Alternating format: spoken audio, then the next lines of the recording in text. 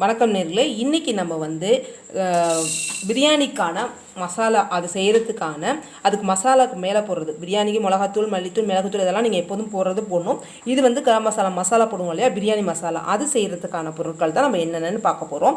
இதுக்கு வந்து உங்களுக்கு வந்து இது வந்து அன்னாசி பூ எடுத்திருக்கேன், கசகசா 1 ஸ்பூன் எடுத்திருக்கேன், மல்லி வந்து 2 ஸ்பூன் எடுத்திருக்கேன், கருஞ்சீரகம் 1 ஸ்பூன் எடுத்திருக்கேன். அளவு மெஷர்மெண்ட் பண்ணிக்கோங்க. அப்புறமா வந்து லவங்கம் வந்து ஒரு 6 லவங்கம் எடுத்திருக்கேன். அப்புறம் ஏலக்காய் வந்து ஒரு 10 ஏலக்காய் எடுத்திருக்கேன். இது வந்து கல்பாசி வந்து ஒரு 5 எடுத்திருக்கேன். உங்களுக்கு வந்து கல்பாசி உங்களுக்கு தெரியும், இது எடுத்திருக்கேன். இது வந்து பிரியாணி இலை இருக்குது இல்லையா, இது வந்து பெருசு அப்படிங்கிறதுனால நான் ஒரு 3 எடுத்திருக்கேன். நீங்கள் சின்னதாக இருந்தால் 5 எடுத்துக்கோங்க. இது மிளகு வந்து நீங்கள் எடுத்துக்கோங்க, 2 ஸ்பூன் எடுத்திருக்கேன். இது வந்து நம்ம சமையலில் போடுறப்ப தனி, இது வந்து நம்ம 1 ஸ்பூன் போட்டால் போதும், எப்போதுமே நிறைய போடக்கூடாது. இது அது எப்படி போடணும் அப்படிங்கிறத நான் சொல்கிறேன். இது பட்டை, இது வந்து மராத்தி முக்கு அப்படி சொல்லுவாங்க இல்லையா, இது வந்து ஒரு 6 எடுத்திருக்கேன். இது வாங்கிக்கோங்க. இதுக்கப்புறம் வந்து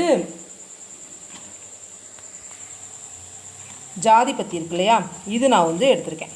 இது வந்து நீங்கள் எடுத்துக்கோங்க. இவ்வளோ தான் உங்களுக்கு.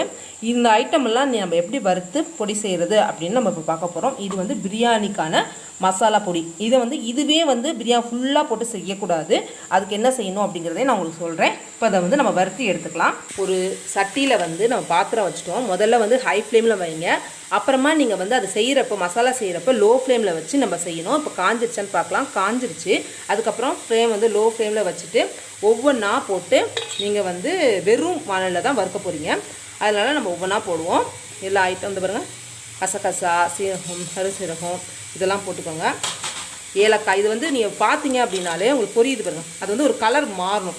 அது மாறுனுச்சு அப்படின்னு சொன்னாலே உங்களுக்கு வந்து நல்லா வந்துடுச்சு அப்படின்னு அர்த்தம். இதை வந்து நான் எல்லாமே போட்டேன்.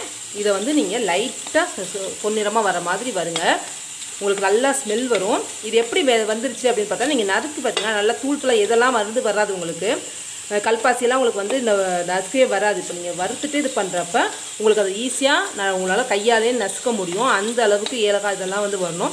அந்த அளவுக்கு நீங்கள் வந்து ஒரு பொன்னிறமாக வர வரைக்கும் நீங்கள் வந்து நல்லா லைட்டாக லோ ஃப்ளேமில் பண்ணுங்கள். இது எப்போதுமே பிரியாணி பண்ணுறப்ப இதான் பிரியாணி மசாலான்னு முழுசாக போடக்கூடாது. நம்ம போடுற மசாலாக்கள் எல்லாமே, அதாவது மிளகு, சீரகம், மிளகாத்தூள், மல்லித்தூள் எல்லாம் போடுவோம் இல்லையா, அதெல்லாம் போடணும். இதை வந்து கடைசியாக நம்ம அரிசியெல்லாம் போடுறப்ப அந்த இடத்துல 1 ஸ்பூன் போடணும். அப்புறம் நீங்கள் வந்து தம்மு வைக்கிறீங்க அப்படின்னா அப்போ வந்து 1 ஸ்பூன் லைட்டாக கொஞ்சம் போட்டு மூடி வச்சிங்கன்னா உங்களுக்கு அப்படி தான் வறுக்க முடியும். முழுசாகவே இதை மட்டுமே போட்டு நீங்கள் செய்யக்கூடாது, அது நல்லா இருக்காது. இது வந்து அந்த வாசனை கொடுக்கறதுக்கும் உங்களுக்கு ஒரு ஸ்பைசினஸ் வருது இல்லையா, அந்த மாதிரி இதுக்காக தான் இது. இதை வந்து நீங்கள் இப்போ வந்து நம்ம நல்லா அதை வறுத்துன்னு காட்டுறேன் நான் உங்களுக்கு. இதை பாருங்கள், இதெல்லாம் வந்து இப்போ நசுக்கவே வராது. இப்போ பாருங்கள், நல்லா தூள் அப்படி நம்ம கையாலே நசுக்கிறப்பே உங்களுக்கு வருது பாருங்களேன். கல்பாசிலாம் அப்படி வரவே வராது. நம்ம நசுக்கிறதே ரொம்ப கஷ்டமாக இருக்கும். இப்போ வந்து உங்களுக்கு எப்படி பாருங்கள் நல்லா வருது பார்த்தீங்களா. இந்த மாதிரி வர்றப்போ உங்களுக்கு வந்து ஈஸியாக அது வந்து உங்களுக்கு அரைப்படும். மிக்சியில் நம்ம அரைக்க போகிறோம் இல்லையா, அதனால உங்களுக்கு வந்து நல்லா வந்து அரைக்க வரும். அப்படிங்கிறதுக்காக தான் உங்களுக்கு நான் காட்டுறேன். சுற்றுச்சு. இப்போ இந்த பாருங்கள் நொறுங்குது பாருங்கள், எல்லாம் அப்படி போட்டோன்னே உங்களுக்கு நொறுங்குது இல்லையா. இதோ அப்போ வந்து உங்களுக்கு இது வந்து ரொம்ப நைஸாலாம் அரைக்க முடியாது. கொஞ்சம் குறன்னு, அதாவது ரொம்ப குறன்னு இல்லை, ரொம்ப நைஸாகவும் இல்லாமல் இருக்கும் இல்லையா, அந்த மாதிரி நீங்கள் வந்து மிக்சியில் அரைக்கணும். இப்போ நம்ம வந்து இது நல்லா கொஞ்சம் லைட்டாக ஆறட்டும். சூடாக இருக்குது. ஆனதுக்கப்புறம் இப்போ நான் அடுப்பை நிப்பாட்டிட்டேன், உங்களுக்கு உடச்சும் காட்டிட்டேன். இதை உடச்சி காட்டுறேன் சரிக்கா. இவ்வளோ நைஸாக அது உங்களுக்கு நோருங்க இருக்கணும். ஸோ உங்களால் அதெல்லாம் வந்து உங்களால் எல்லாம் சுடுது, கொஞ்சம் பார்த்து பண்ணுங்கள், டக்குன்னு கை வைக்காதீங்க. ஸோ உங்களுக்கு இது வந்து மிக்சியில் அரைக்க வரும். எப்போவுமே வறுத்துட்டு அரைக்கிறப்ப தான் அந்த வாசனையோட நல்லாயிருக்கும். பாருனதுக்கப்புறம் நம்ம மிக்சியில் போட்டு அரைக்கலாம். இப்போ வந்து நம்ம மிக்சியில் வந்து அரைச்சிட்டோம். இது வந்து இந்த பாருங்கள் ரொம்ப நைஸாலாம் இருக்காது, ஆனால் குறன்னு தான் இருக்கும். இதை நான் சொன்ன மாதிரியே இந்த பாருங்கள் இருக்கும். இதை வந்து நீங்கள் ஏர்டைட் பாக்ஸில் போட்டு வச்சுக்கோங்க. 1 ஸ்பூன் போடுங்க. கடைசியாக தம் பண்ணுறப்ப ஒரு அரை ஸ்பூன் 1 ஸ்பூன் போட்டு பண்ணுங்கள். அரிசி போட்டதுக்கப்புறமா 1 ஸ்பூன் போட்டு மூடி வைங்க. அதுக்கப்புறம் அந்த பிரியாணி மசாலா எல்லாம் நம்ம என்னென்ன பிரியாணிக்கு போடுவோமோ அதெல்லாம் போட்டுட்டு இது 1 ஸ்பூன் போடணும்.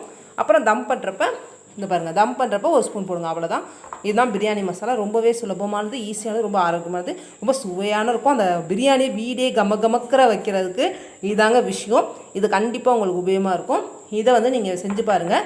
இவ்வளோ தான். இந்த என்னென்ன ஐட்டம் எவ்வளோ மெஷர்மெண்ட்டு நான் உங்களுக்கு சொல்லிட்டேன். செஞ்சுட்டு உங்கள் கமெண்ட்டை வந்து ஃபீட்பேக் எல்லாமே கமெண்ட்டில் சொல்லுங்கள். லைக் பண்ணுங்கள், உங்கள் ஃப்ரெண்ட்ஸ்க்கெல்லாம் ஷேர் பண்ணுங்கள், மறக்காமல் சப்ஸ்கிரைப் பண்ணுங்கள் நம்ம சேனலை.